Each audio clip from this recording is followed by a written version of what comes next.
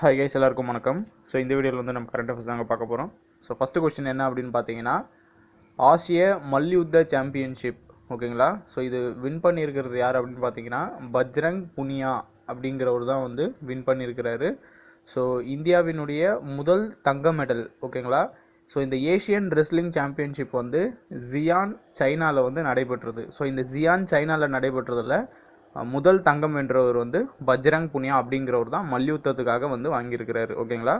So second one பார்த்தீங்கன்னா, பூஜ்ய நிழல் தினம். ஸோ இந்த ஜீரோ ஷேடோ டே அப்படிங்கிறது வந்து செலிப்ரேட் பண்ணுறாங்க சென்னையில் வந்து 24. ஸோ இன்றைக்கி தாங்க செலிப்ரேட் பண்ணுறாங்க. நீங்கள் வீட்டில் இருந்தீங்க அப்படின்னா நீங்கள் வெளியில் போயிட்டு உங்களுடைய ஷேடோ வந்து எப்படி இருக்குது அப்படிங்கிறத நீங்கள் பார்க்கலாம். ஸோ இந்த ஜீரோ ஷேடோ டே அப்படின்னா என்ன அப்படின்னு பார்த்தீங்கன்னா, இந்த நேர்கோட்டில், அதாவது சூரியனும் பூமியும் பார்த்தீங்கன்னா இந்த நேர்கோட்டில் வரும்பொழுது, அந்த நேர்கோட்டு விழும்பொழுது உங்களுடைய ஷேடோ வந்து ஃபுல்லாக கம்ப்ளீட்டாகவே வந்து தெரியாது. இப்போ நார்மலாக நீங்கள் வெயிலில் நிற்கிறீங்கன்னு வச்சுக்கோங்களேன், உங்களுடைய ஷேடோ முன்னாடி பெருசாக தெரியும்ல. பட் இந்த ஜீரோ ஷேடோ டே அந்த அன்றைக்கி பார்த்தீங்க அப்படின்னா உங்களுடைய ஷேடோ பெரிய அளவுக்கு தெரியாது, சின்னதாக ஒரு கோடு மாதிரி மட்டும்தான் தெரியும். ஸோ இதுதான் வந்து ஜீரோ ஷேடோ டே அப்படிங்கிறத வந்து சொல்கிறாங்க. ஸோ இதை வந்து சென்னை மாமல்லபுரம் அதுக்கப்புறம் கல்பாக்கம்லாம் பார்த்தீங்கன்னா முந்தானத்தே வந்து இதெல்லாம் வந்து நடந்துருச்சு. ஸோ பூமி சுழல்றது காரணமாக, சுற்றுறது காரணமாக. ஸோ சென்னையில் இருக்கக்கூடிய தமிழ்நாடு அறிவியல் மற்றும் தொழில்நுட்ப மையம் இவங்க என்ன சொல்லியிருக்கிறாங்கன்னா, 24ஆம் தேதி ஜீரோ ஷேடோ டே அப்படிங்கிறத செலிப்ரேட் பண்ணலாம் அப்படின்றத சொல்லியிருக்கிறாங்க. ஸோ பூஜ்ய நிழல் தினம், ஜீரோ ஷேடோ டே. ஸோ இதை தான் வந்து அவங்க சொல்லியிருக்கிறாங்க ஓகேங்களா. ஸோ அடுத்தது கோமதி மாரிமுத்து. ஸோ நேற்றுலேருந்து நீங்கள் நியூஸ் சேனலில் எல்லாத்தையுமே நீங்கள் பார்த்துருப்பீங்க. ஸோ கத்தார் நாட்டில் இந்த தடகள சாம்பியன்ஷிப் வந்து நடந்துக்கிட்டு வருதுங்க. ஸோ கத்தாருடைய தலைநகர் கேபிட்டல் என்ன அப்படின்னு பார்த்தீங்கன்னா டோஹா. ஸோ கத்தாரில் டோஹா அப்படிங்கிற இடத்துல தான் வந்து 23வது ஏஷியன் அத்லெட்டிக் சாம்பியன்ஷிப் வந்து நடந்துக்கிட்டு இருக்கு, காலிஃபா ஸ்டேடியம் அப்படிங்கிற இடத்துல. ஸோ இதில் முதலாக நம்ம இந்திய நாட்டுக்காகவே ஃபஸ்ட்டு கோல்டு வாங்கினது யார் அப்படின்னு பார்த்தீங்கன்னா, தமிழ்நாட்டை சேர்ந்த கோமதி மாரிமுத்து அப்படிங்கிறவங்க தான் 800 மீட்டர் ஓடி ஃபஸ்ட்டு கோல்டு வாங்கிட்டாங்க. ஸோ இது வந்து மிகப்பெரிய ஒரு அச்சீவ்மெண்ட். ஏன்னா நம்ம இந்தியா சார்பாக எத்தனையோ பேர் போகிறாங்க, அதில் முதல்ல எடுத்தவொடனே கோல்டு வாங்கினது கோமதி மாரிமுத்து அப்படின்னு தான். அதனால தான் டிவியில் ஃபுல்லாக போட்டுக்கிட்டு இருக்கிறாங்க. எல்லாருமே என்னென்னா வாழ்த்து மட்டும்தான் சொல்கிறாங்களே தவிர எதுவும் அமௌண்ட் எதுவும் கொடுக்க மாட்டாங்க. நார்த் சைட்லலாம் பார்த்தீங்கன்னா இந்த பிவி சிந்து இந்த மாதிரியான ஆட்களுக்குலாம் எடுத்தவொடனே கோடி கணக்கில் அவங்க கொடுத்துக்கிட்டு இருக்காங்க. பட் இங்கே பார்த்தீங்கன்னா அந்தளவுக்கு யாருமே கொடுக்க மாட்டாங்க. தலைவர்கள் ஏதோ வாழ்த்து தான் 2-3 பேர் சொல்கிறாங்க. வாழ்த்தை வச்சு என்ன பண்ணுறதுன்னு தெரியல. என்கரேஜ்மெண்ட்டு அமௌண்ட்டு மூலியமாக கொடுத்தா மட்டும்தான் அவங்களுக்கு அது என்கரேஜ்மெண்ட்டு. சும்மா கை குலுக்கி அலோ அவார்டுன்றதுல என்ன பிரயோஜனமும் இல்லை. இன்னும் நம்ம ஆளுங்க இப்படி தான் இருக்கிறாங்க. பட் நார்த் சைட்லலாம் பார்த்தீங்கன்னா ஒருத்தர் வந்து ஒரு வெள்ளி பதக்கம் அப்படி வாங்கினா கூட சரி தான், அவங்களுக்குலாம் வந்து பயங்கர அளவுக்கான அமௌண்ட்டு கொடுக்குறாங்க. ஸோ இந்த அளவுக்கு இந்த மாதிரி நீங்கள் ஊக்கத்தொகை உங்களுக்கு இந்த அளவுக்கு வச்சுக்கோங்க உங்கள் ஃபேமிலியை பார்த்தவங்கட்டு. பட் இவங்க இந்த கோமதிங்கிறவங்களுடைய வீட்டில் போய் பேட்டி எடுத்தாங்க, அவங்களாம் இன்னமும் ரொம்ப கஷ்டத்தில் தான் வாடிக்கிட்டு இருக்கிறாங்க. ஸோ அவங்களுக்குலாம் ஃபினான்ஷியலாக நீங்கள் சப்போர்ட் பண்ணணும் கவர்மெண்ட் அப்படிங்கிறது தான் ஒரு தாழ்மையான ரெக்வஸ்ட்டு. அங்கேருந்து லெட்டர் மட்டும் எழுதுறது முக்கியம் இல்லை, அது கூட ஒரு செக்கை வச்சு ஒரு பல்கான அமௌண்ட்டும் கொடுத்தீங்கன்னா தான் இந்த மாதிரியான நபர்கள் மேலும் வளருவாங்க. அண்ட் இவங்களை பார்த்துட்டு இன்னும் பின்னாடி வரவங்களும் மேலும் வளருவாங்க. பட் அதை பண்ண மாட்டுறாங்க நம்ம கவர்மெண்ட்டு. ஸோ நெக்ஸ்ட் பார்த்தீங்கன்னா அதே 23வது ஏஷியன் அத்லெட்டிக்ஸ் சாம்பியன்ஷிப் வந்து கத்தாரில் தோஹா அப்படிங்கிற இடத்துல நடக்குது, காலிஃபா ஸ்டேடியமில். ஸோ அதில் தேஜிந்தர் பால் சிங் அப்படிங்கிற ஒரு குண்டு எறிதல் ஷார்ட் புட், ஸோ அதில் வந்து தங்கம் வாங்கியிருக்கிறாரு ஓகேங்களா. ஸோ தேஜிந்தர் பால் சிங் வந்து குண்டு எறிதலில் தங்கம் வென்று இருக்கிறாரு. அண்ட் தமிழ்நாடு சேர்ந்த கோமதி மாரிமுத்து 800 மீட்டர் ஓட்டத்தில் தங்கம் வென்று இருக்கிறாங்க ஓகேங்களா. ஸோ நெக்ஸ்ட் பார்த்தீங்கன்னா கச்சா எண்ணெய். ஸோ நேற்று ஆல்ரெடி ஒரு வீடியோவில் மென்ஷன் பண்ணியிருந்தால, இந்த மாதிரி பொருளாதார தடை ஈரான் கிட்ட வந்து அமெரிக்கா விதிச்சிருந்தாங்க. ஸோ அதுக்காக வந்து அவங்களுடைய மற்ற ஒரு 5 நாடுகள்லாம் வந்து நீங்கள் வாங்கக்கூடாது, அதில் இந்தியா, சைனா, ஜப்பான் உட்பட ஒரு 5 நாடுகள் நீங்கள் வந்து எண்ணெய் வாங்கக்கூடாதுன்னு சொன்னாங்க. அதுக்கப்புறம் இவங்க ரெக்வஸ்ட் வச்சதுனால சரி ஒரு 6 மாதம் மட்டும் உங்களுக்கு டைம் கொடுக்குறேன்னு சொல்லியிருந்தாங்க. அந்த 6 மாதம் முடிய போகுது. ஸோ இப்போது நெக்ஸ்ட் மந்தோட முடியறதுனால இப்போ இந்தியா சார்பாக வந்து ஒரு ஹையர் அஃபிஷியல் என்ன பண்ணியிருக்கிறாருன்னா பேட்டி கொடுத்துருக்கிறாரு. அதாவது ஈரான் மேலே வந்து இந்த பொருளாதார தடை விதிச்சிருக்கிறதுனால எங்களுக்கு அந்த 6 மாதம் கெடுவும் முடிஞ்சிருச்சு. ஸோ இதுக்கு மேலே இந்தியா வந்து ஈரானை நம்பி இருக்காது வாங்கிறதுக்கு. ஸோ பட் எங்களால் முடிஞ்ச அளவுக்கு நாங்கள் வந்து அமெரிக்கா கிட்டே நாங்கள் ப்ரெஷரும் வந்து நாங்கள் கொடுப்போம், இன்னும் கொஞ்சம் எக்ஸ்டெண்ட் பண்ண முடியுமா டைம் அப்படின்ற மாதிரியும் சொல்லியிருக்கிறாங்க. பட் ஆனால் அது நடக்குமா என்னன்னு தெரியல. பட் இவர் கிளியராக என்ன நேற்று பேட்டியில் சொல்லியிருக்கிறாரு அப்படின்னா, நாங்கள் வந்து இதுக்கு மேலே சவுதி அரேபியா, குவைத்து இந்த மாதிரியான அரபு நாடுகளை நாங்கள் நம்பி இதுக்கு மேலே வந்து நாங்கள் அவங்கக்கிட்ட இருந்து கச்சா எண்ணெயை வாங்குறதா தான் இருக்கிறோம். ஸோ ஈரான் கிட்ட இதுக்கு மேலே வாங்க முடியாதுன்னு நினைக்கிறேன். பட் எங்களால் முடிஞ்ச அளவுக்கான ட்ரை வந்து நாங்கள் யூஎஸ் கிட்ட கொடுப்போம், இன்னும் எக்ஸ்டெண்ட் பண்ண முடியுமா அப்படின்ட்டு. ஸோ இதில் என்ன அப்படின்னு பார்த்தீங்கன்னா, இந்த கச்சா எண்ணெய் அப்படிங்கிறது வந்து பாதிக்கப்படக்கூடியது எந்தெந்த நாடுகள்னு பார்த்தீங்கன்னா சைனா, இந்தியா போன்ற நாடுகள் தான். ஏன்னா பாப்புலேஷன் அதிகமாக இருக்கக்கூடியது சைனாவில் அதிகமாக இருக்குது, அதுக்கப்புறம் இந்தியாவிலையும் அதிகமாக இருக்குது. ஸோ கச்சா எண்ணெய் இந்த மாதிரி ஸ்டாப் ஆயிடுச்சுன்னு வச்சுக்கிங்களா ரொம்ப பாதிப்பாக தான் இருக்கும். ஸோ இப்போ இதுக்கப்புறம் ஈரானை நம்பி இருக்க மாட்டாங்க. இன்னும் அமெரிக்கா வந்து ரொம்ப ஸ்ட்ராங்காக இருந்துட்டாங்க அப்படின்னா சவுதி அரேபியா, குவைத் இந்த மாதிரியான அரபு நாடுகள் வேறு கண்ட்ரிஸை நம்பி தான் வந்து இவங்க இருப்பாங்க. ஓகேங்களா. அண்ட் ஒன் மோர் திங், நேற்று ஒருத்தவங்க கேட்டிருந்தாங்க பொருளாதார தடை அப்படின்னா என்ன அப்படின்ட்டு. ஸோ எக்ஸாக்டாக எனக்கும் பொருளாதார தடைனா கம்ப்ளீட்டாக A to Z தெரியல. பட் ஒரே ஒரு விஷயம் தான், பொருளாதார தடை அப்படின்றது நான் கேள்விப்பட்ட வரைக்கும் என்னென்னா, பொருளாதாரம் அதை வந்து தடை பண்ணிடுவாங்க. பொருளாதாரம்ன்ற எக்கனாமினா மணி. ஸோ மணினா என்ன, காசு வந்து எப்படி நம்ம 2 பேரும் வந்து ஒரு பொருளை மாற்றிக்கிறோம் அப்படின்னா, ட்ரான்ஸ்ஃபர் பண்ணிக்கிறோம் அப்படின்னா, இங்கேருந்து என்னுடைய குட்ஸ் இம்போர்ட் எக்ஸ்போர்ட் இந்த மாதிரியான விஷயங்கள் நடக்குது அப்படின்னா அதில் பாதிப்பு வரும். ஸோ இப்போ அமெரிக்கா போன்ற மிக டெவலப்டு டாப்பில் இருக்கிறவங்க அவன் தான், எல்லாத்துலேயுமே அவன் தான் நம்பர் 1ல் இருக்கான். ஸோ ஒரு ஐடி ஃபீல்ட் ஆகட்டும், மைக்ரோசாஃப்ட், அப்புறம் ஆப்பிள், ஸோ டாப் நம்ம யூஸ் பண்ணிக்கிட்டு இருக்கிற எல்லா ஆப்ரேட்டிங் சிஸ்டமும் பார்த்தீங்கன்னா அமெரிக்காவிலேருந்து அவனுங்க தான் வந்து ஒரிஜின், அங்கே தான் வந்து எல்லாமே இருக்குது. நான் சொல்கிறது சும்மா சொல்கிறேன், எனக்கு தெரிஞ்ச வரைக்கும் சொல்கிறேன் நான். ஸோ ஒரு பொருளாதாரத்தை தடை பண்ணுறாங்க அப்படின்னா ஃபஸ்ட்டு பாதிப்பு அடைகிறது நம்ம நாட்டில் இருந்து நம்ம எதையுமே வந்து எக்ஸ்போர்ட் பண்ணவே முடியாது. நம்ம ஒரு பொருளை விற்றா தானே அதுக்கான டிரான்சாக்ஷன் நடக்கும்.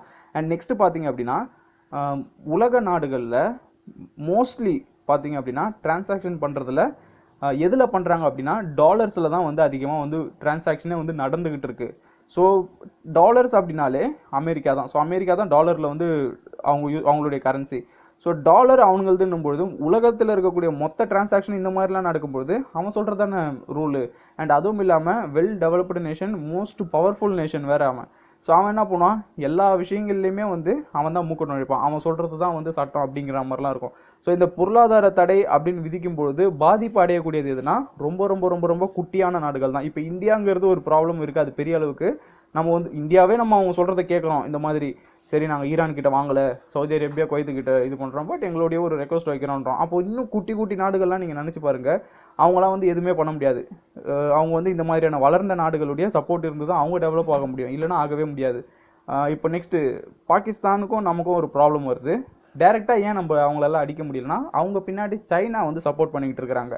பொருளாதார அடிப்படையில் இருக்கட்டும் அண்ட் அவங்களுக்கு எந்த விதமான தேவைகள் இருக்கட்டும் எல்லாமே வந்து பாகிஸ்தானுக்கு சப்போர்ட் பண்ணுறது யார் அப்படின்னு பார்த்தீங்கன்னா சைனா தான் பண்ணிக்கிட்டு இருக்கிறாங்க. அது உலகத்துக்கே தெரிஞ்ச ஒரு விஷயம் தான். பட் ஆனால் டேரெக்டாக அவங்க வர மாட்டாங்க, பாகிஸ்தான் பின்னாடி இருந்துக்கிட்டு நீங்கள் பண்ணுங்கள், நாங்கள் எது வந்தால் நாங்கள் உங்களுக்கு சப்போர்ட் பண்ணுறன்ற மாதிரி தான் பண்ணிக்கிட்டு இருக்கிறாங்க.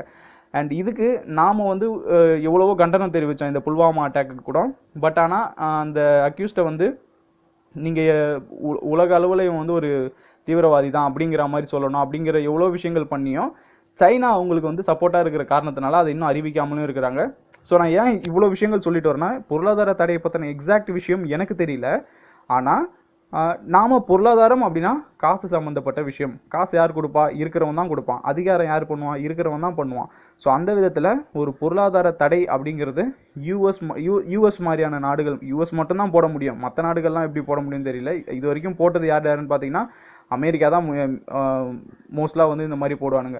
ஸோ இப்படி போடுறதுனால என்ன ஆகும் அப்படின்னு பார்த்தீங்கன்னா பாதிப்பு அடையக்கூடியது இப்போ அமெரிக்கா மாதிரியான நாடுகளை நம்பி இருக்கக்கூடிய சின்ன நாடுகள். அமெரிக்கா தான் பெருசு, ஸோ கம்மி சின்ன நாடுகள்னு பார்த்தீங்கன்னா ரிமைனிங் இருக்கிறது எல்லாமே சின்ன நாடுகள் தான். ஸோ இந்த சின்ன நாடுகள்லாம் வந்து ரொம்ப பாதிப்பு அடையப்படுவாங்க. ஸோ மெயின் பாதிப்பு அவங்களுடைய ட்ரேடிங், இம்போர்ட் எக்ஸ்போர்ட் இந்த மாதிரியான விஷயங்களில் தான் அவங்க மிகப்பெரிய பாதிப்பு அடைவாங்க.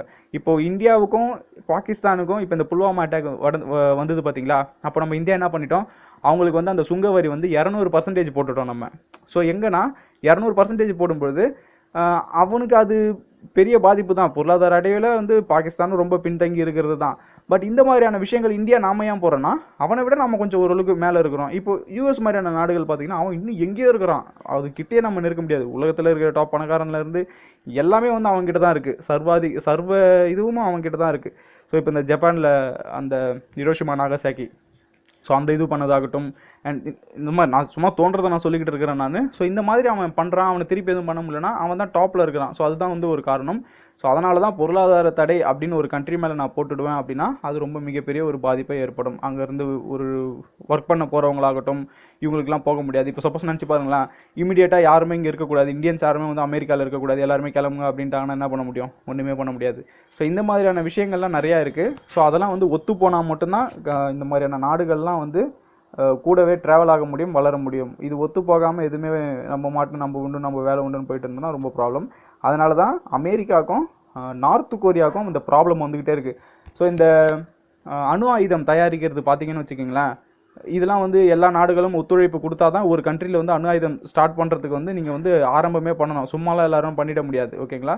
ஸோ இது அமெரிக்கா போன்ற நாடுகள் கிட்டலாம் இருக்குது. ஸோ நம்ம இந்தியா இதுக்கான விஷயங்கள் பண்ணும்பொழுது யாருமே வந்து இதுக்கு சம்மதமே தரல. இதெல்லாம் நீங்கள் பண்ணக்கூடாது, உங்களை மாதிரி கேவலமான நாட்டிலலாம் யாரும் பண்ணக்கூடாது அப்படிங்கிற மாதிரி தான் வந்து சொல்லியிருந்தாங்க.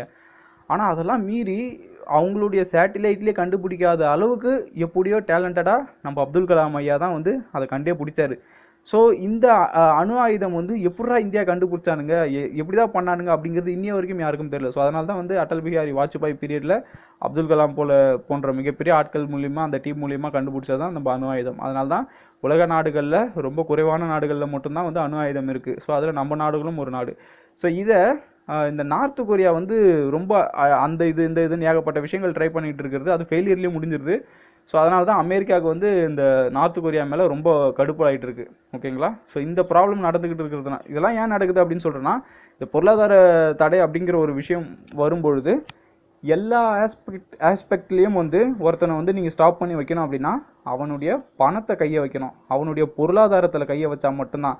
அவனுக்கு வந்து தின்றதுக்கு உணவு இல்லாமல், செலவு பண்ணுறதுக்கு காசு இல்லாமல், இந்த மாதிரியான அடிப்படை விஷயங்கள் அவன் கையை வச்சா மட்டும்தானே அதன் பொருளாதாரத்தையே பாதிக்கும். ஒருத்தனுக்கு பொருளாதாரம் பாதிச்சு அப்படின்னா அவன் குடும்பமே பாதிக்கும். அப்போது ஒரு கண்ட்ரிக்கு ஒரு பொருளாதாரம் பாதிச்சது அப்படின்னா அவனுடைய என்டையர் கண்ட்ரியுமே வந்து பாதிப்புக்கு தான் உள்ளாகும். ஓகேங்களா? ஸோ இதுதான் வந்து எனக்கு தெரிஞ்ச ஒரு பொருளாதார தடைன்ற இதில் சொன்னேன். பட் இதை விட எக்ஸ்ட்ரா நிறையா விஷயங்கள் இருக்கும். ஸோ நீங்கள் நெட்டில் பாருங்கள், தெரிஞ்சிருந்தாலும் கமெண்ட் பண்ணுங்கள்.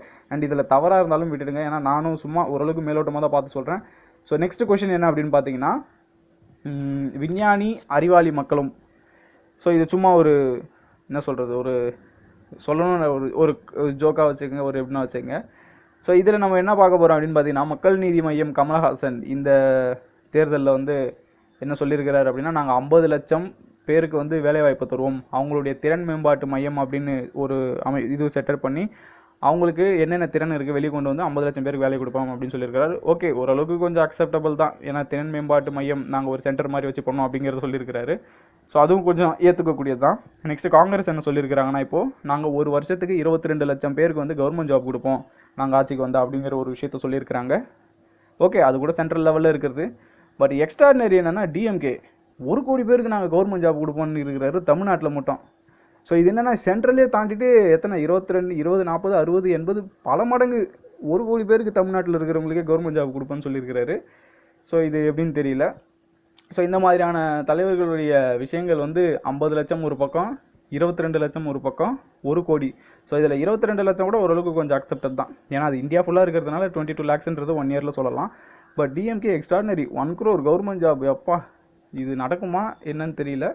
பட் இது கேட்கும்பொழுது மனசுக்கு கொஞ்சம் திருப்தியாக இருக்குது, சிரிப்பும் வருது.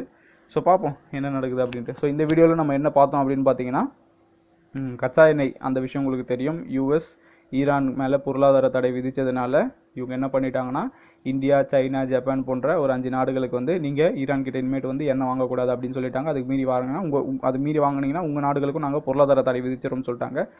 அடுத்தது 23rd ஏஷியன் அத்லெட்டிக்ஸ் சாம்பியன்ஷிப் தேஜிந்தர் பால் சிங் அவர் வந்து ஷார்ட் புட் குண்டு எறிதலில் வந்து தங்கம் வென்றிருக்கிறாரு.